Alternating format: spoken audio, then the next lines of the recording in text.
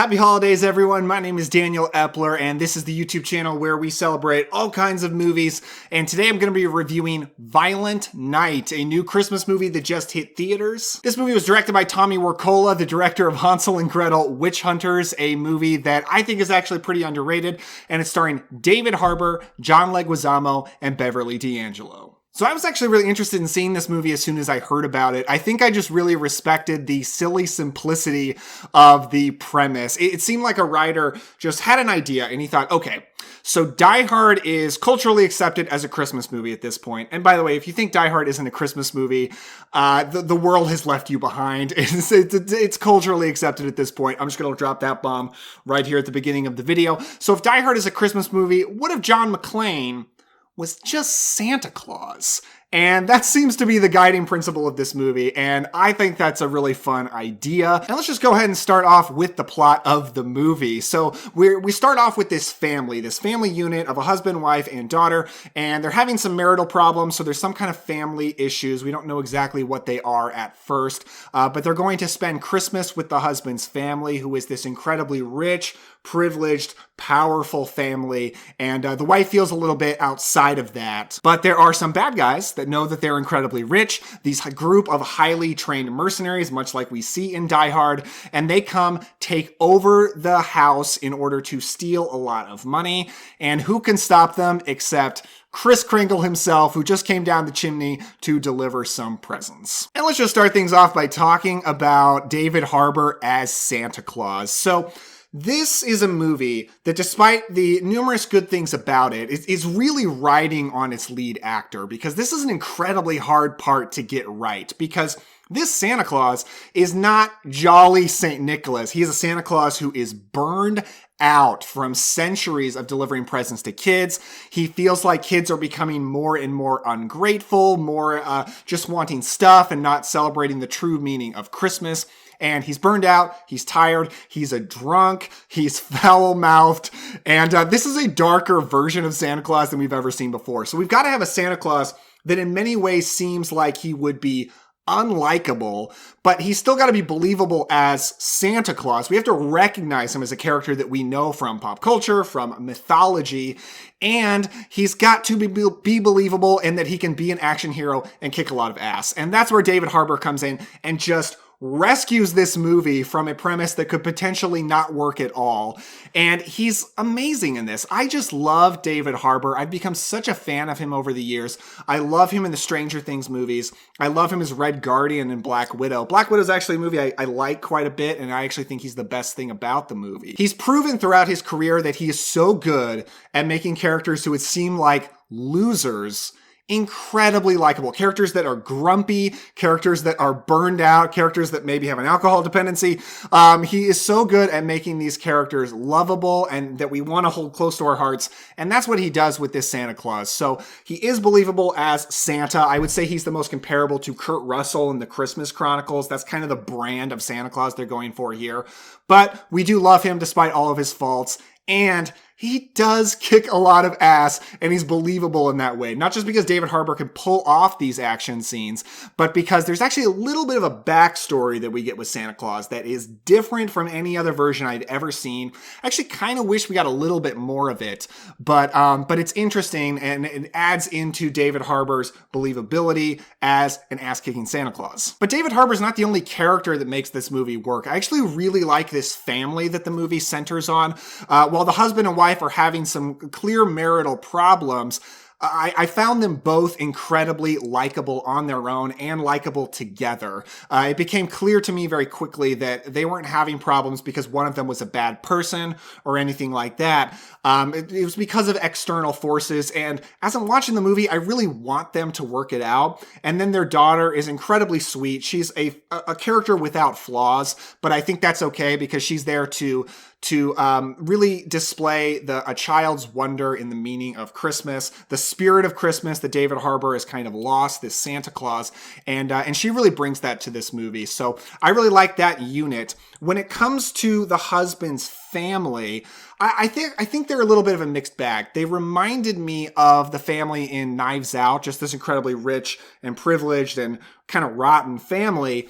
But while Knives Out did it in a very grounded and believable way, in a way that I just completely bought into the whole way, this movie goes for very silly, very big, stupid, I don't know if I want to use that word, some dumb laughs, basically, in that the characters are so dumb, they are so privileged, they are so selfish, they are so rotten to their core, and I felt like it went so far, it kind of went beyond believability, especially when it comes to the stupidity of an actor who is in there, a guy who's playing an actor. He's sort of like a direct-to-video action star kind of a guy, and he's so dumb that it took me out of the movie a little bit. But here I am saying that this movie's sillier than Knives Out when this movie is about Santa Claus kicking butt. So joke's on me a little bit for even thinking about that. I overall thought the family characters were pretty funny, and it's the slightest of nitpicks because I was just a big fan of the characters across the board. John Leguizamo plays the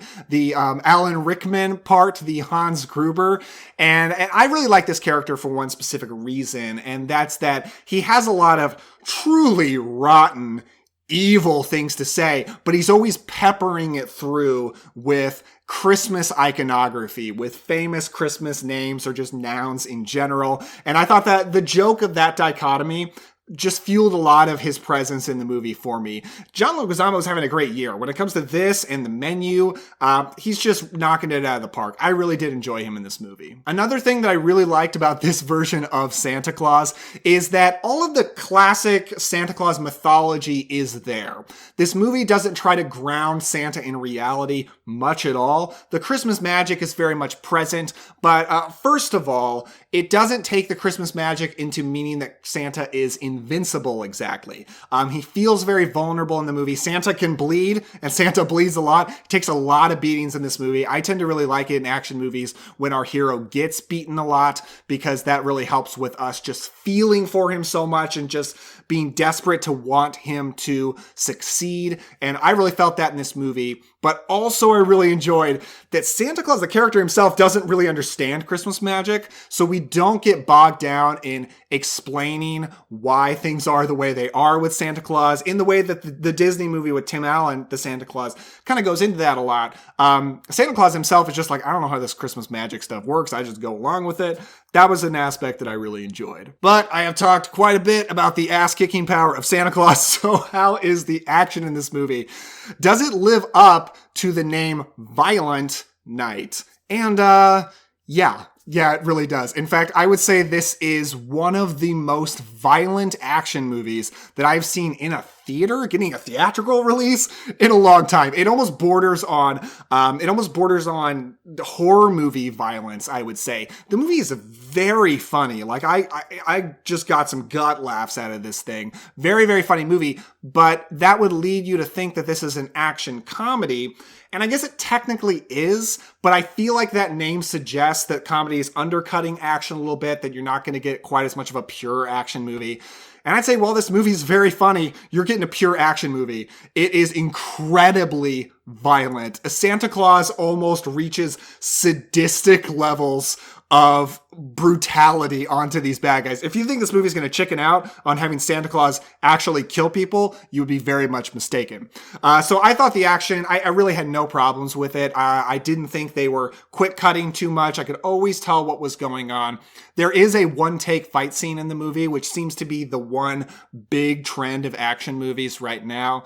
But to be honest, the action genre is kind of built on trends and cliches that fuel so much of it, and that's so much what we love about it. And I would say one-take fight scenes is probably one of the more enjoyable trends that have been in action movies, certainly in the last 20 years at least, I think. And I will say, to go along with the violence in the movie, Die Hard is not the only Christmas movie that this movie is homaging. There's actually some good Home Alone stuff. I won't give too much away, but just to say, it's some very satisfying Home Alone homaging. Like, I remember back in 2012 when we were all talking about Skyfall and how Skyfall was doing the Home Alone thing. All credit to Skyfall for being a really good movie. This movie just tops that kind of a thing so much. It's incredibly fun. My theater, that's not even just my opinion, like my theater was going nuts during those scenes. To kind of round out the things I love about this movie, it has a great soundtrack, a lot of Christmas music, some Christmas classics, some more obscure stuff. The movie is just filled with Christmas atmosphere all throughout. This is one of the most explicitly Christmas action movies of all of the Christmas action movies. I'm looking at you, Shane Black. I love your movies. Those are great.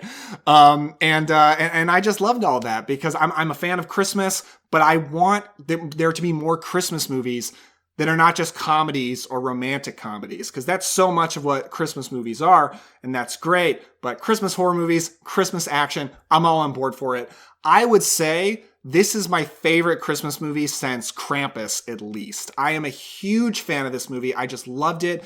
It is an action movie with extremely likable characters and solid performances, with great action scenes, with great Christmas atmosphere all throughout. And it just kind of has everything that you want. So if you want to get into the holiday spirit and watch some truly brutal violence, and I'm even going to say that my wife went to see this movie with me. She's not the biggest action movie person, and she loved the movie. So I think this movie is going to have some really broad appeal. And I'm going to give it a 4.5 out of 5. This is my first new release review on the channel. It was a little bit back and forth. Am I going to do ratings?